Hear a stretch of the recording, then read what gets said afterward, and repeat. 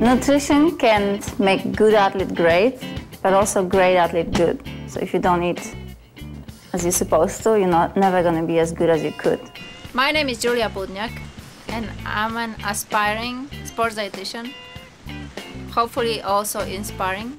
I started running when I was maybe 14 years old. At the beginning, it was just something fun to do in my free time, but once I got better and better and started winning more races, it became more like my passion and my lifestyle. If you're an athlete, you have to have enough education about your own body. What's happening to you, it's like a process. Not only training and adaptation, but also a proper rest and proper nutrition. A lot of those things I didn't know at that time, and I struggle a lot. So I think what I'm doing now is because I'm trying to teach people not to make the same mistakes I made, and my main interest is in nutrition because that's your fuel. It should be understandable for athletes. Why do they need to eat this? Why they shouldn't? Because most of at least the nutritionists I've seen, they just told me what to eat. Give me a list, but did not explain why or what are the effects of that food on me, on my body. And realize that having a really good diet, it does make a huge difference on the field. Like, this is one of the reasons why I'm able to compete right now, is because yeah, I eat better. I eat better my weight, and this is one of the reasons why I'm not so injured like as I used to. I'll say overall, probably Olympic Games, 2004, I think, because it was a year, I was injured all the time, and it's a hard year. It's one of those years where you really sacrifice everything just to make that dream come true. After 8 years, I start slowly to realize that maybe there's something wrong after a few stops at the hospital. International athletes, like the top ones, they travel a lot, and that many times it's an adventure for them, but many times it becomes a problem because they don't know the food, and if they try something and they have to compete in a very high level, maybe their stomach is not used to that. I've seen so many athletes who have no clue when it comes to nutrition, and these are athletes who are on top of the world, specifically athletes from Poland who don't know what kind of nutrition. A marathoner that comes to mind who is being guided by Julia Budniak and has really had a lot of success because she's changed her ways and she realizes that diet is important to being a successful runner. Are you talking about Karolina Jaszyńska? Karolina Jaszyńska, yes. I've helped her figure out what she needs in terms of her nutrition. Karolina was one of the picky eaters, so she had to eat certain foods that she didn't like, but she understood that it's good for her body and good for her performance, and she performed really well. She's a London Olympian in marathon and a world top distance runner who keeps improving almost every race. Karolina is on top of her nutrition right now.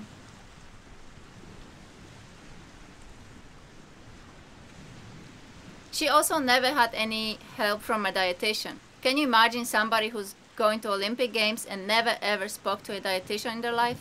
A lot of distance runners don't eat enough protein. That's a common problem. And she implied the changes that I suggested. I don't want to take all the glory, but I think in a big part, a lot of distance runners cut calories. They don't eat enough. They don't realize how much they are burning running.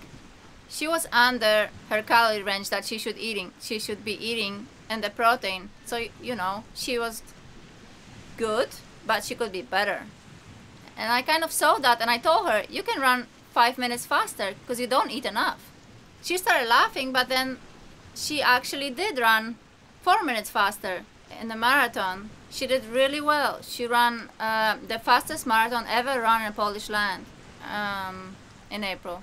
So I think this is like one of my little successes that I can be proud of. Now, our society is becoming less and less healthy because we don't have the time to cook, or we don't know how. We think it's very time consuming. We eat a lot of processed food and ready meals that don't have enough nutrients in it. So that's why we need to change. And it's not only for athletes that I would recommend not eating processed food, but generally for health.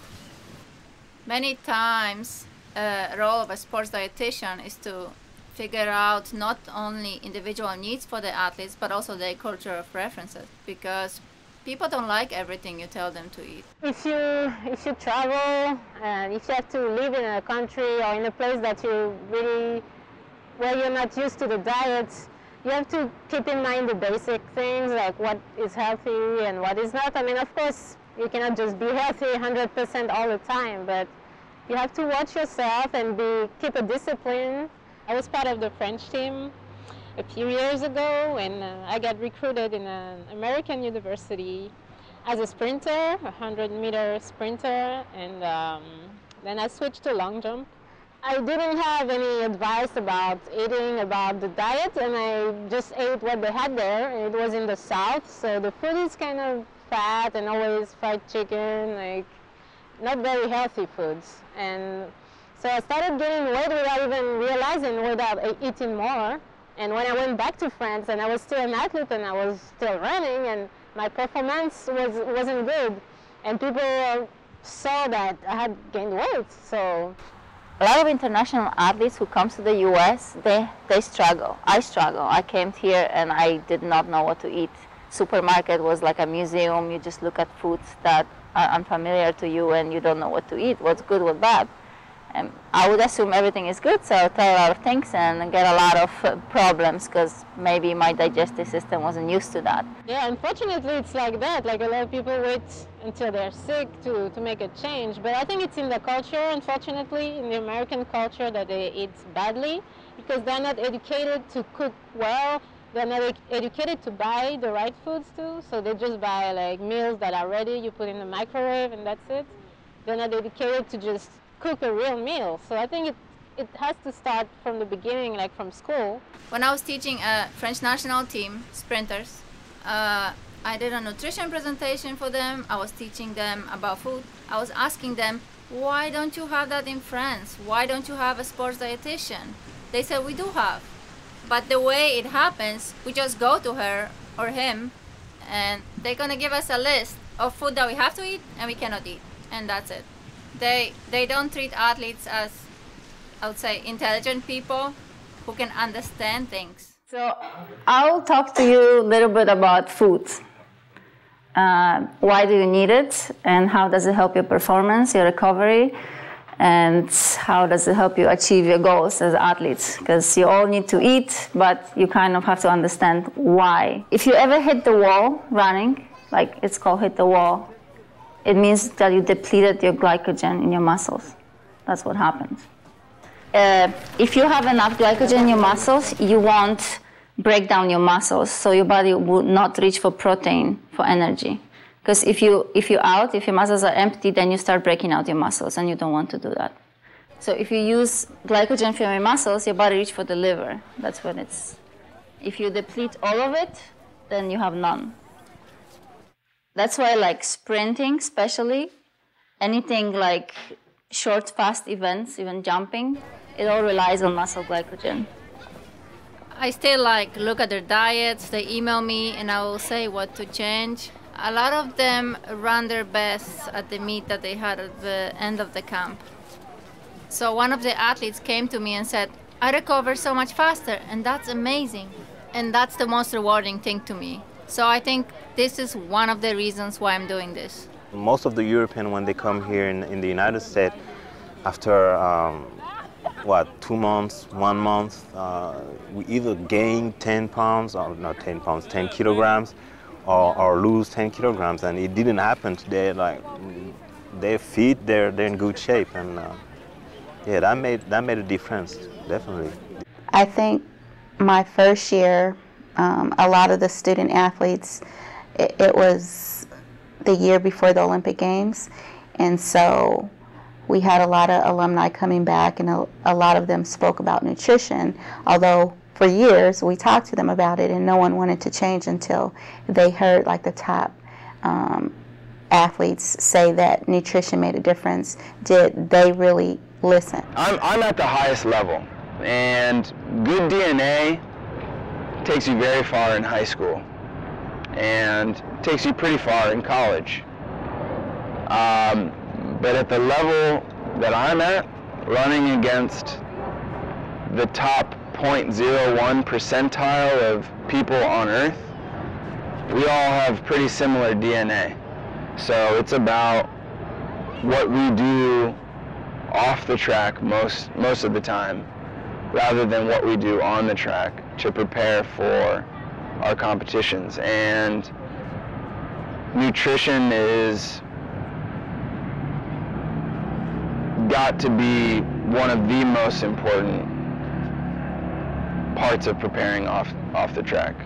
I think the education is also for coaches, because they have to realize how much power and influence they have in young athletes' life. They trust them not only with their training, but overall health, overall nutrition. So coaches cannot be the one focusing only on athletes' weight, but also on their nutrition. And the more knowledge they have, the more, knowledge they give to their athletes. I ran for Polish national team, and I realized that something was wrong with that pick, because coaches would only focus around our weight, not around our nutrition status. If anything was deficient in our nutrition, in our blood, we were deficient in something, we would get shots, we would get pills, but nobody ever looked at our food. And I thought, that can be right. As an athlete, I was always underweight. I never paid attention to my food and my intake. And I really wish I did, because now being a college coach and have worked with elite sprinters and Olympians, I see how important it is and the benefit that it can lead that person to the next level. There are some that come in here who have done nothing but eat junk their whole life, and then when I try to get them to change, they realize when they start eating right how much better they feel. It's like putting good fuel in your gas tank rather than bad fuel. You can't force nutrition on anyone. Even myself, like I've lost 10 pounds already. So yes, I've lost 10 pounds.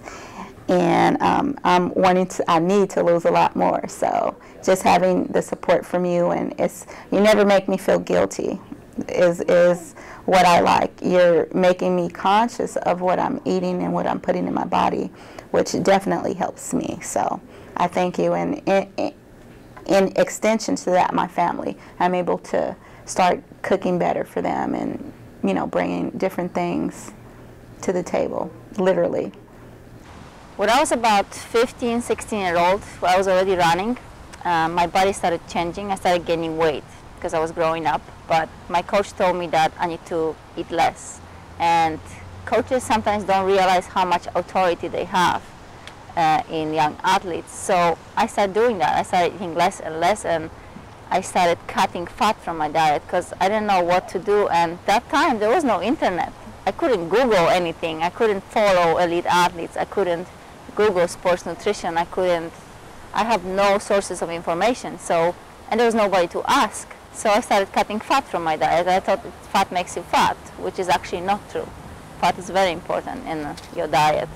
College is a little different. You're young, your body can rebound. I was lucky in a sense that my DNA and competitive will were maybe better than a lot of people. That's another hard thing too when you're in college. People want to party and you're just like, no. Yeah. I can't go out to happy hour tonight. Sorry. I know they have $3 pints, but I can't go. They want to go to the club. A lot of good runners that I knew had eating disorders. That's another problem, because eating disorders starts with certain genetic traits that we have, but with a certain environment and triggers, they start in some people. And athletes are people who are the type A's. They're very disciplined, very goal-oriented, very perfectionist. So they're the population at the highest risk, I would say, for eating disorders. It's very important because it's not just about being skinny, because that's not the key. The most important thing is to have a balance between your nutrition and your exercise, and not just lose the weight however you can, because you can be skinny and feel terrible, but there's nothing like eating a good diet and exercising and doing it the right way, and it just makes you feel strong. Throughout high school, I actually had an eating disorder. I was anorexic, and I got really skinny. I was like 195 pounds, and I always thought, okay, maybe you're running, you're light, so you're gonna get a little faster. Yeah, you're fast, and then you just go downhill from there. And that's not great at all. So my coach never taught me about like eating right and eating food. He always told me eat light. You have to be skinny. And in college it changed. I actually learned a lot, and yeah, now I'm healthy and faster for like 2 minutes. But eat right. You can notice differences just when you look in the mirror, and you can notice. The great thing about track is you can get results very quickly because everything we do is so quantitative. You have a watch judging you almost every day at practice. 2006 and 2007, great years for me, and sort of breakout years for me, and it was not a coincidence that I had committed myself to eating right in those years and getting the proper recovery. But I think eating right is very useful, just because you do see it out in your, of course, when you're out there running. So yeah, eating right is very important. You feel it. Yeah, you do. You feel way better. And you can see the changes. Yeah, I think like how you run, if you eat right, you feel like just like physically when you're running, you feel so good. Like sometimes like when I eat wrong, I feel like I'm breathing heavy like when I'm running. So I feel like it's really like on my breathing too. Every school should have a nutritionist, because it's so important, not just having a coach, but having a nutritionist that guides the athletes and is a good example. And I think we've recently added one at USC, and it's been a very big positive in our program to have a nutritionist, because I noticed that more people are striving to get to perfection and working on their diet, and I didn't see that in the past. It could be the difference between someone being unsuccessful, but just because of their nutrition changing, be successful. Coach Julia worked with my group last year, and as a group we probably lost a little close to 200 pounds, and it was good weight that we lost. She also helped our underweight student athletes gain weight in a positive way. You still want to build healthy building blocks, and there's a lot of people whose careers get cut short because they don't treat their body right going through college. Now, they think their DNA is going to carry them, but I got news. It doesn't work like that for everybody.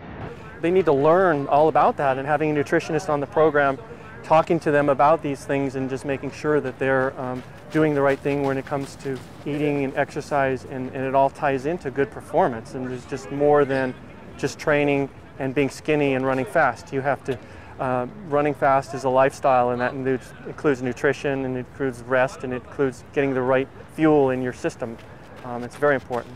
All the decisions you make with your body have their consequence, and it's not always easy to see the consequence. But if you have knowledge, or if you're intelligent, you know the consequences there. You can ignore it if you want, but know this: there's usually somebody out there that's making better decisions than you. And if you want to be the best, you're probably not going to get ahead of that person unless you start making good decisions yourself. I think it's hard being a student and an athlete because you're at school all day. You have to pack all your meals, and like sometimes you don't have time in the morning. So like I'll eat, like my last meal will be like from like in the morning, and then I'll have like small lunch, and then I won't eat like 7 o'clock at night. So I'm like, you have. What happens if you don't pack your food when you go to all day class? That's no food, and then I'm hungry all day, and then it's hard to focus, and fall asleep in class. Fall asleep in class, and that's not good. You're a student and an athlete. Some of you never talked to me, but some of you never made it. So I came to you. So I would like everyone to stand up.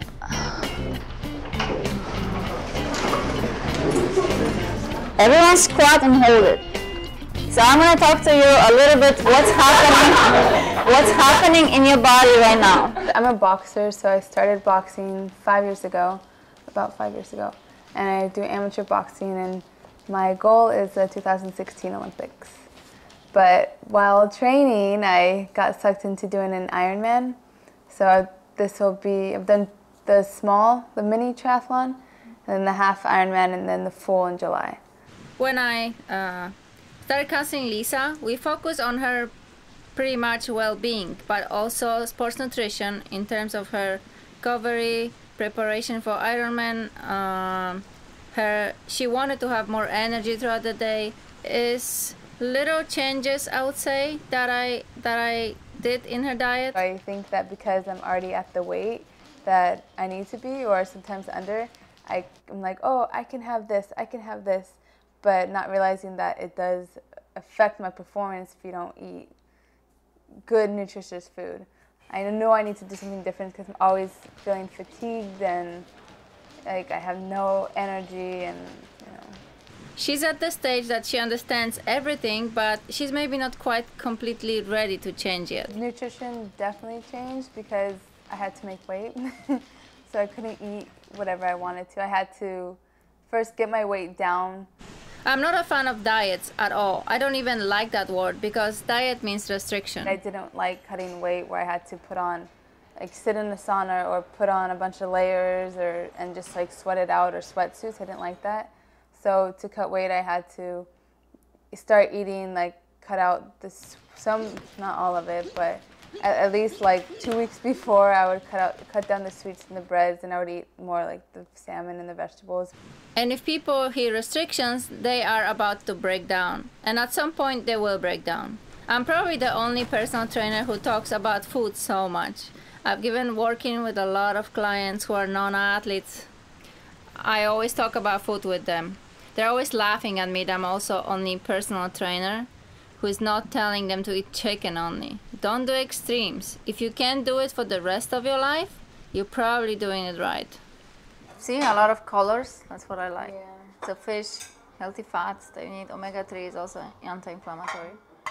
So you need to eat that not to get injured. And if you think there's a lot of nutrients that your body may need, you don't know if you're like zinc deficient. You will never know that. But if you eat different kinds of food, that's why I said don't be like monotonous with your food, but be like very, different variety, like eat different things different days. Like always try different colors of vegetables, because that may have something that you're deficient, you don't even know. But getting people to listen to you about nutrition is difficult, because food is a habit. Good feeling that you get from putting good stuff in your body is that there's nothing like it. It's addicting, just like bad habits are addicting. Good habits are addicting, like good eating and exercise and doing it the right way. If you're trying to be a professional athlete, learning the hard way means you're not going to be a professional athlete. So you didn't achieve your goal. Yeah. So you lost. I honestly don't see much vegetables here. The vegetables.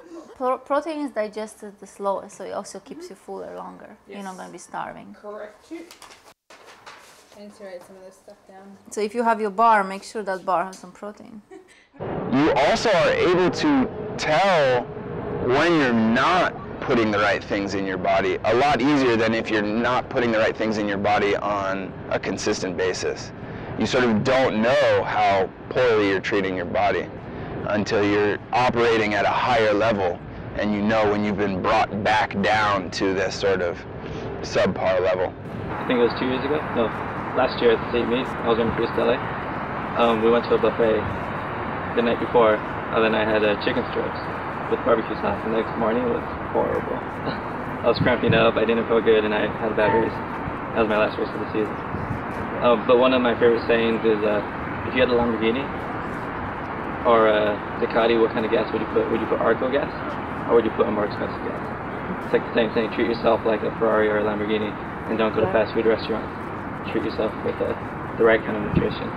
because you wouldn't do that to your expensive car, would you? Young people don't understand that it takes a long time for a physiological change to happen. And, you know, so oftentimes if you're a collegiate athlete or a young amateur athlete, you're impatient. So you think, it's like, oh, I ate right for a week, and you expect your body to do some miraculous thing. It takes about 6 weeks for a physiological change, biological change to happen in your body. So it's something that you have to stay committed to. People don't lose weight because they ate right for a week and worked out for a week. No, they committed to it and did it for a while, so that's how they lost weight. At the beginning of the year, I wanted just to get in shape and work out, but I decided to also change my food habits. And at the beginning, I felt all the time tired and weak, and I couldn't understand because like I was working out and eating the right things, but I didn't see any change. So I was putting a lot of effort with no results. But it was until 2 months after that I noticed the results, and it was from one day to another that I started losing weight, feeling stronger, my skin got better, my hair, and I asked like, why it took so long to make these changes on my body? And it was because I was treating myself, my body, like very poorly for so long, so many years, that it took so long to my body to recover. Sports nutrition is not only for athletes. It's directed towards athletes, but a lot of people who are non-athletes and they exercise, they have the curiosity of what should I eat to perform better? And at that point, they are reaching to sources that's available to them, which is internet. They're looking up to athletes, researching what other athletes or people who are better than them are eating or doing in their life that they perform better. My name is Cassandra Sicre, and I'm turning 30 years old this year. So for me, it's a very important point in my life that I decided to change some things of my day-to-day basis. And one of my New Year's resolution was to take care of my health and my nutrition. And one of the things that I wanted to do this summer is the Walk of Santiago. That is a walk, a peregrine walk across Spain, but I'm only going to do 111 kilometers. I didn't think that I could do this ever in my life, and now after 6 months of changing my habits, I feel stronger and I feel inside better. I'm going to do this in 1 week, so I don't need lots of stuff, but the main thing are the socks that had a lot of padding in it, so my feet will be comfortable. The adventure starts. We are made of about 65% water. Like elite athletes is even 75% water. Of you, it's water. So if you lose any of this, sweating or exercising, your performance goes down. 80% of your water you get from drinks, 20% from food. My mom and dad were both track coaches. I remember the very first meet. I was competing in a pentathlon, and it was a really, really hot day. And this is the first time it sticks out in my memory that my mom made me stay hydrated, because I hate water. I'm not a big water drinker. I like things with flavor, juice, you know, Gatorade, stuff like that. And my mom made me drink water until I had to go to the bathroom over and over.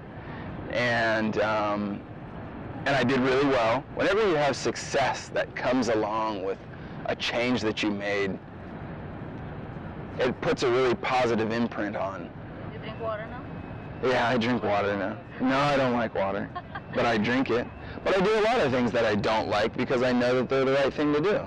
It's a key point to have to keep yourself well hydrated and to have some good reserves of calories and energy.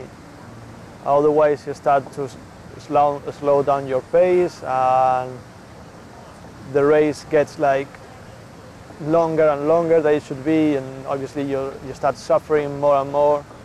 And instead of being a great experience, an amazing experience, it starts to be kind of a very difficult one.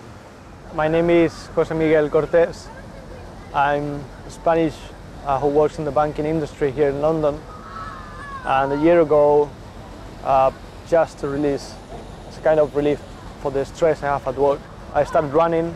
I started running just 5K, then that took me to run 10 kilometers, that took me to run 15, then 17, then 20. I ran the Ealing Half Marathon here in London.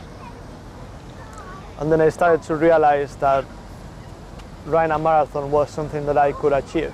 So I registered to the Madrid Marathon. Then, now that I had completed that running achievement, I registered to a cycling one, which was riding from London to Paris in less than 24 hours. And finally, I'm doing the London Triathlon next Sunday, which I think among all these 3 challenges I'm doing this year, this is the easiest one, although it's not easy at all. I've been doing like over 20 miles per day, so walking with friends, meeting people. I'm very sweaty, but I feel strong, and this is so beautiful. If you lose 5% of your body weight from sweat, which is like 3 kilograms of sweat, your anaerobic performance, so as a sprinter, you're gonna perform 20-30% worse on your best. You have all inflammation right now because you just work out, so your muscles are a little swollen. And it's a good thing because it heals your muscles, but also you need to suppress it because if it's for too long, it's not good for you. So you need to eat a lot of anti-inflammatory foods. This is octopus. Galician octopus. Very delicious. We walk 31 kilometers, that is like 20 miles just for this. The fish, any nuts, like walnuts. And you also have to eat protein with every meal, small portions of protein, otherwise you won't reach your goal for protein during the day. Foods to avoid: alcohol, it's pro-inflammatory. Concentrated sweets like candy, sugary drinks, soda, Coke, anything like that. Fried food and saturated fat. I've had athletes in my life that have gotten injured and been injured because of the nutrition and not having enough protein and enough carbohydrates and the right mix of nutrition in their diet. And then also the recovery factor. They were able to do more. For an athlete, especially an elite athlete, sometimes they just have one event, and with the change in their nutrition, they were able to do 3 to 4 events, and not only just do it, but do it successful. And that didn't happen with bad nutrition. And you're doing it in a way that's not like, oh my gosh, what are you eating? Yeah, you know, that type of thing. But this is reality. You know, there's a lot of things happening now. It's not like you're watching somebody. It's more like, I want to make them think about it. Exactly. You know? Think about what you do. You need it now. And you really do. Like when I'm eating something that I know I shouldn't be eating, I'm like, Julia wouldn't like this. And I know it's not good for my body, but, you know, I have to want to make the change. And maybe next time you make a better choice. So I know that nutrition changes small steps. Yeah. You can't just all of a sudden turn 360. This is the bike I used to ride from London to Paris, around 250 miles. One has some space for a bottle of water in here and a bottle of an energy drink in here. I also had carried with myself in here in the back some gels of glucose and carbohydrates. All food was absolutely rich in carbs. Once I finished my race, instead of going to sleep, I just went for a walk and visited some of the main parts of the city. On the following day, with the same reason, I wanted to visit some more. The only way that I could manage to have time to visit all those places was renting a bike. After riding 250 miles from London to Paris, I had energy enough to rent another bike, and that's because I was physically perfect, pretty much.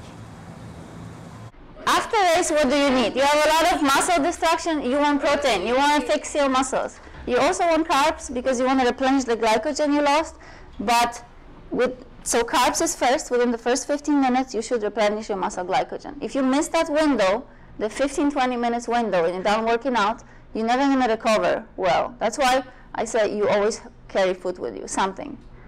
And I know some guy last year, his reserves of energy, of calories, just disappeared, and he started to slow down his pace, and he nearly fainted in the middle of France at night. So that could be quite dangerous. If you're not the best and you want to be the best, you need to be looking at yourself to ask yourself, what am I not doing? What can I do better? I train so hard at practice. But if you're not eating right, you don't really know how hard you can train, because I guarantee you, if you're not fueling your body with the things that it needs, it can only reach a certain level. Do you recommend taking calcium pills if I don't eat a lot of milk, cheese, or any of that? Did you ever measure your bone density? But if you do you do a lot of resistance training, you're building your bones, you're making them stronger. I mean, I'll do like push-ups and stuff. I don't do a lot of weight. No, but boxing is resistance though, because you're constant to impact, although I would imagine it's resistance. I do running, but I don't do a lot of like actual weightlifting. So once in a while, when you like, remember, take calcium, but don't get your body used to taking supplements. Because then it'll, what you think if your body gets lazy too. Like I had this organic chemistry professor. He was amazing. He was like talking about supplements, and he's like, you think like you take these pills, and what do you think happened to it? It stays in your body somewhere, and it's somewhere there, reaching toxic levels, and it breaks some membranes that it has to cross, so it's like pushing something, and something goes wrong in your body after all these years of taking the supplements.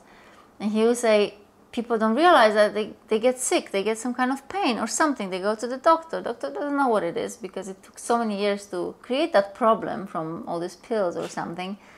And give you another drug to fix it, but the drug doesn't fix it, so they give you another drug, and they all make money on you, but you don't know what's wrong with you. So my philosophy is just like, if you eat good, you don't need any supplements. To grow your muscles and repair your muscles, you need protein. How much protein? You guys know how much protein do you need? 10 grams per kilogram per day.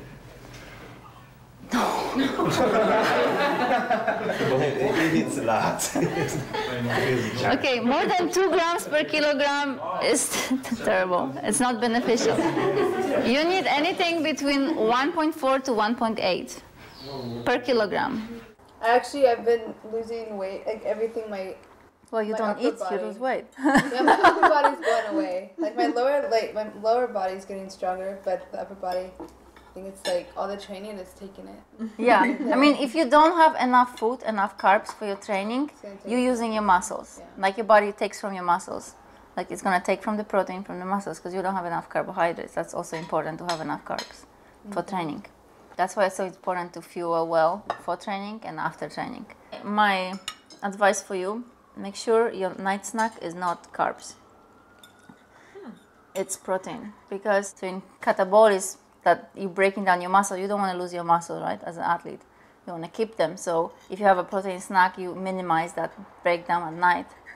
That's why you need to snack every 2-3 hours. The English diet is not very healthy at all. Working in the banking industry, with 11 to 12 and sometimes 13 hours a day, it's very difficult to find the balance between training and have a proper diet and obviously doing my work properly for such a long journey. And then I try to find time to cook my lunch for the following day quite late at night, reduce the amount of fat saturates that I eat, and I can decide where I'm going to eat more vegetables, more fruit, which is absolutely important on my diet. I eat lots and lots of fruit throughout the day. Welcome to America. I'll try to tell you, how do you survive this camp? We have about 65% obesity problem in this country, America. 65% d'obèses ici. And that comes from food. In America, food is less strictly regulated than in Europe. So they add a lot of chemicals, a lot of hormones. It's genetically modified food, is not labeled here. So if you eat something else, it's probably genetically modified, because corn and soy in this country are genetically modified. If you want to know what you're eating in this country, you have to cook. This is the only way. I started enjoying cooking. it's like when you do it, you enjoy it more, and you realize, oh, I can cook healthy foods, I can cook well, and it's not difficult. Have vegetables, you have to cut them, of course. It takes a little effort, but it's very good, and I think it's also very good for the mind to cook, because it helps you focus on something else that your everyday life, and it's just a time where you can kind of relax and just focus on something that's healthy, actually. And you don't have to take it as a sacrifice, actually, really. Exactly, you don't. Right? You still eat good. You have to understand. You eat better. Tasty, and you feel better. You have more energy. So, well, yeah, I could have used you.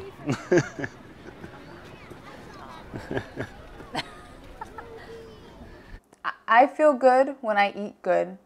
I really do. But it's... Connect the dots. I do. I feel good when I eat. If I eat good, I feel good. But it's also like if I'm not, like I was telling you before, if I don't prepare and I get hungry, I'm gonna go for whatever's easiest, and that's junk food. And so it's like it's kind of a lifestyle change. Like I'm gonna have to prepare and buy the foods and make sure I have it, so I don't reach for the bad stuff, and cook my food. If you don't eat like this every day, maybe you need vitamins.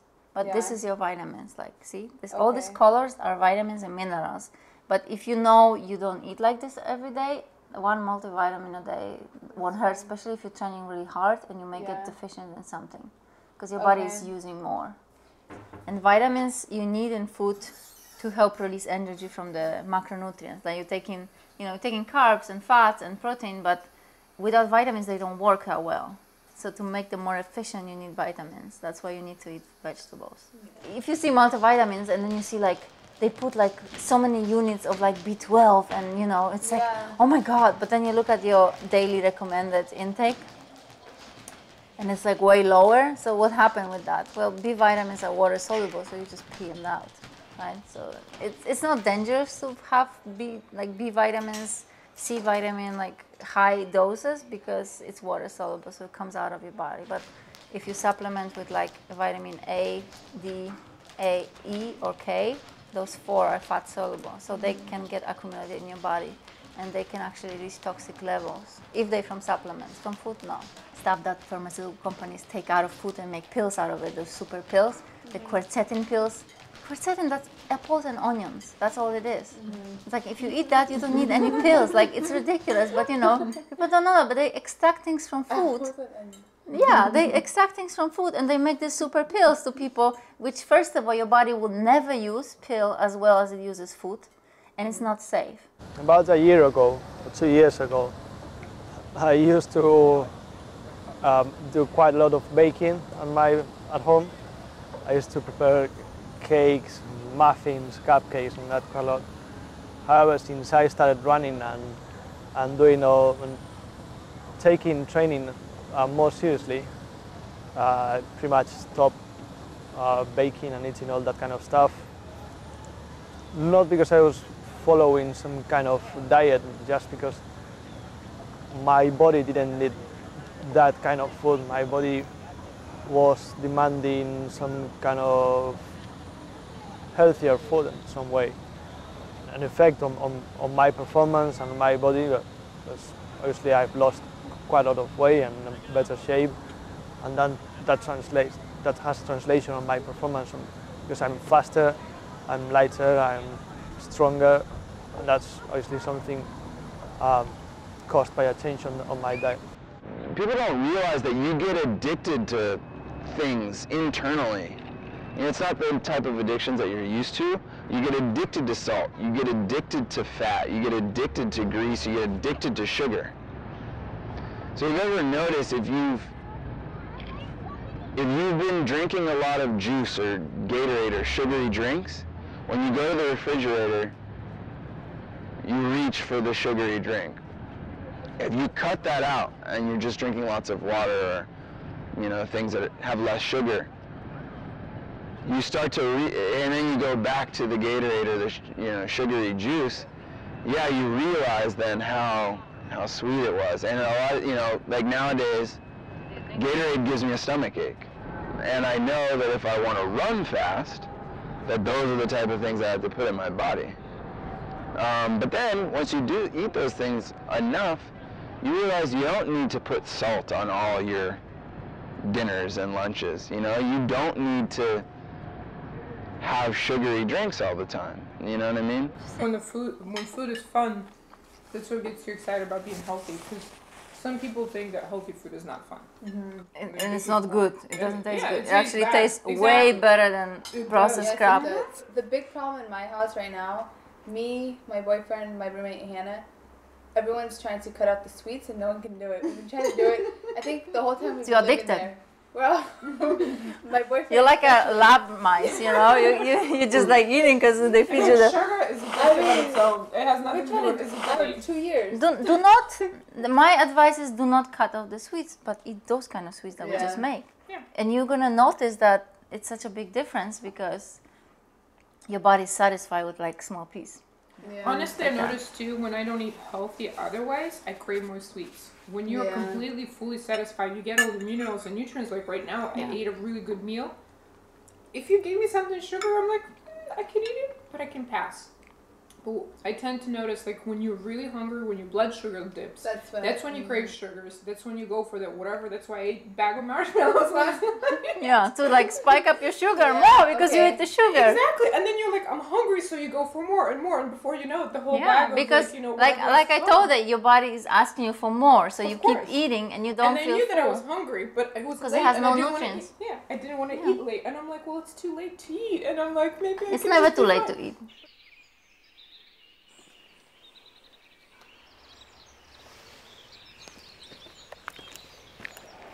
Natural orange juice in the morning to gain strength.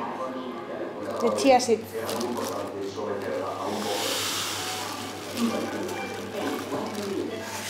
That way.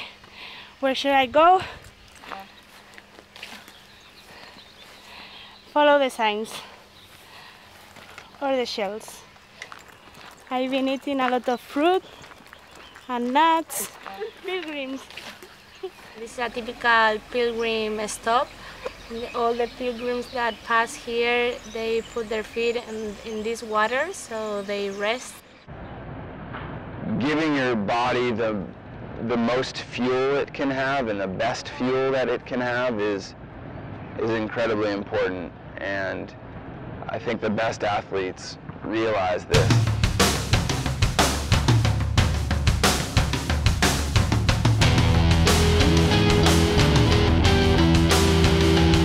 I'd like to see myself running until through the 2017 season. At that point, I'll be 36 years old. I've always had a really high self-confidence and believed in myself. I think because throughout my life, I've achieved my goals, you know, almost always. I've been a champion at every level that I've been at. There's never been a time when I thought I had reached my potential. Guys like Alan Johnson and Terrence Trammell, and looking at them, wondering how I was gonna catch up to them. I think the 2006 U.S. Championship, that gave me a lot of confidence to feel like I belonged at this level, and no one will ever put more pressure on me than myself. So I've just always worked really hard at getting better, you know, to sort of prove myself right, I guess. Compared to the marathon, physically this was easier, but psychologically it was more exhausting than the marathon because of the huge amount of time. And if you keep eating and you're not suffering a lack of sugars and a lack of glucose, you can keep enjoying the whole ride. You think that pretty much you think that you're not going to be able to finish it, and then you keep doing it, and you keep cycling, and you keep cycling, and it's hill after hill and turn after turn, and you keep saying that to yourself. Or things like, I can't fail my friends. They think I'm like a superhero. I need to believe myself that I'm like a kind of superhero, and I need to keep doing it and keep doing it. And it's absolutely fantastic to see then the Eiffel Tower, what the finish line was. And then you leave your bike and say, I did it. I'm so good. I feel so good. I've been able to do it. And then you start to summarize all the things you've done and all the feelings you've had, all the emotions you've had during the last 23 hours. And a day doesn't seem to be a day. A day seems to be like a week, a month, or a year. Seems to be such a long period. And you feel so proud of yourself that you want to do more. And then you start looking for another challenge, and you start looking how can you fill that empty space that you have afterwards.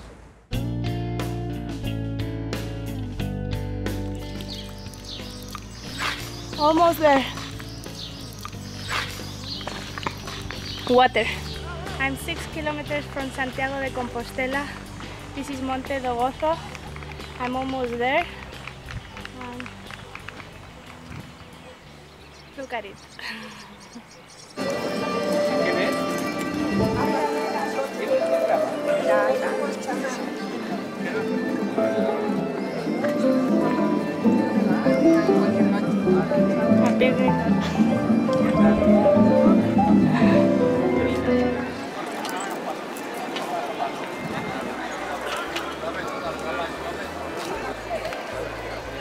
I did it! I did it!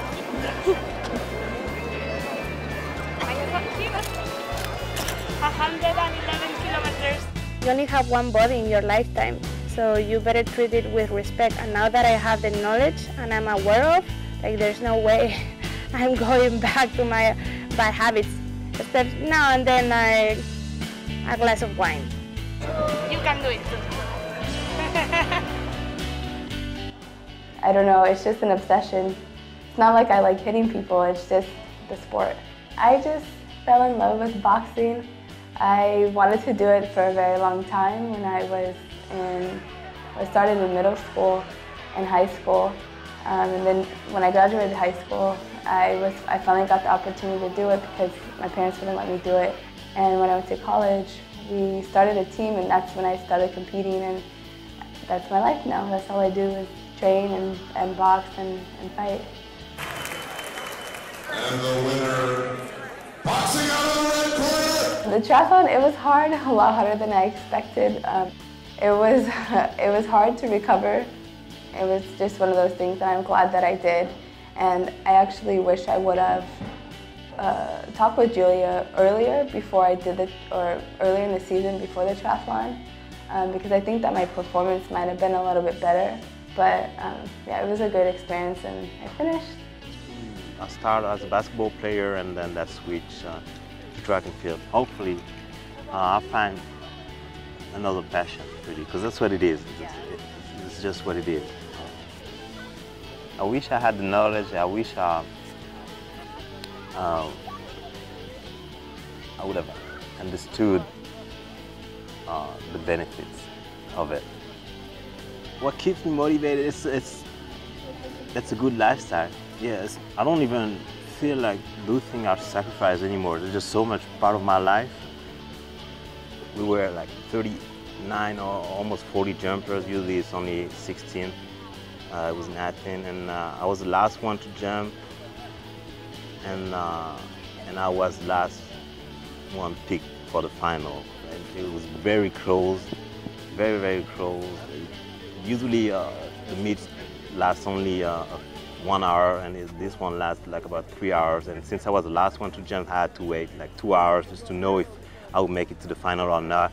And the funny part is I drove a tear that day. Was that the most stressful moment? It was a very stressful moment.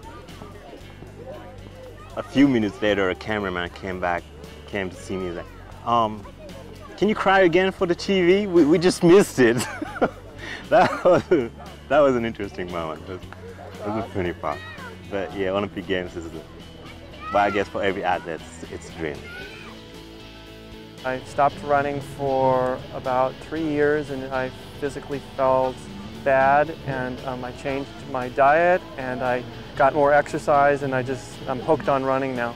For years, we fought to get a dietitian, our nutritionist for SE, and we never, for years it didn't happen.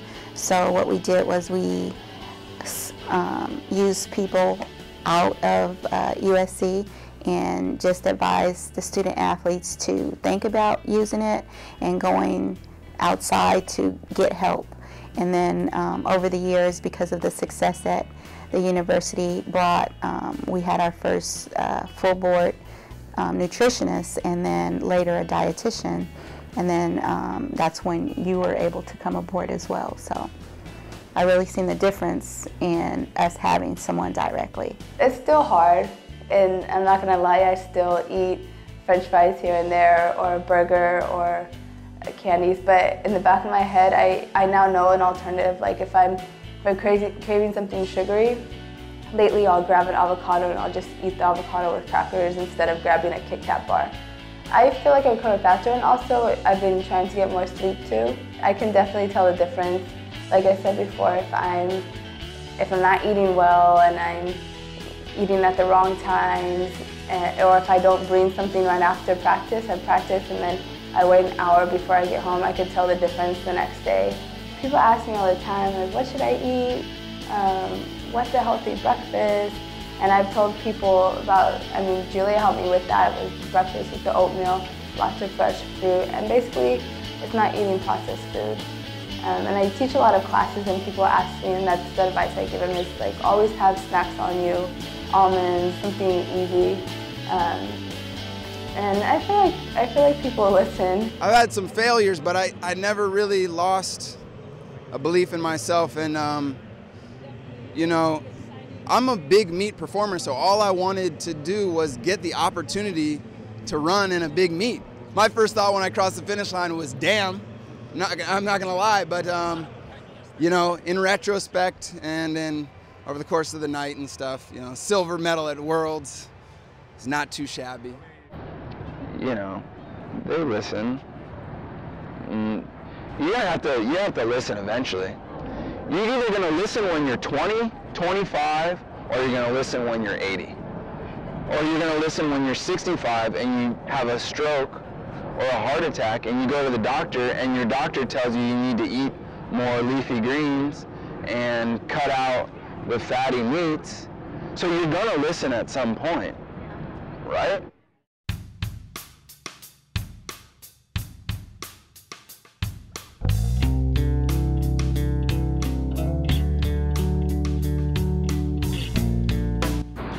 I started running from my high school, and after my high school I skipped 2 years, and I missed it so much, so I just wanted to come back to it. There was a group of guys that were always talking trash, like, oh, you can't beat us and stuff like that. I started running because my PE coach thought I was pretty good. And then he started pushing me to beat the other girls that were just like in the class. And then one day I beat them and it felt so good. When we graduated middle school, they stopped playing. Yeah, oh, well, you run a lot, so, you might as well. You can eat your cake or ice cream or something. It's actually all mental, it's all on you, and it's all about pushing yourself, and that's why I love running. First thing that my distance coach told me when I wanted to join was that I'm making a lifetime commitment, and if I was sure that I wanted to commit with it. And then it turned out to be true, because I don't ever see myself like not running later on in the future.